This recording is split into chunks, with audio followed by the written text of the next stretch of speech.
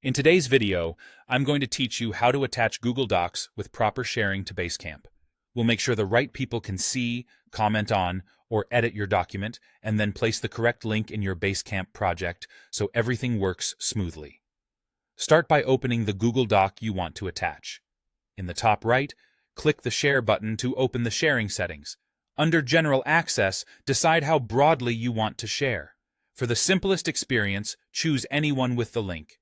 Then pick the role that matches what your team needs. Select Viewer if people only need to read the document. Choose Commenter if you want feedback through comments without changes to the actual text, or choose Editor if collaborators need full editing rights. If your work calls for tighter control, you can keep general access more limited and add specific people by email instead, granting each person the appropriate level of access. Take a moment to confirm your choice. Viewer is usually the safest default when you only want others to see the file without risk of unintended edits.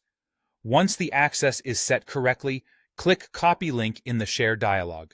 Look for the confirmation text in that window, which will say something like, "Anyone with the link can view, comment, or edit depending on your selection." That label is important because it tells you exactly what recipients will be able to do with the link. If the text doesn't match your intention, adjust the general access and roll before you move on. The link you just copied is the one you'll use in Basecamp. Now switch to your Basecamp project. Open the project where this document belongs and head to Docs and Files. Click the Add button you see there. Depending on your Basecamp layout, it may appear as Add This or Upload Add. Choose the option to add a link. This could be labeled Link from Google Doc or Link from URL. Paste the Google Doc link you copied from the sharing dialog.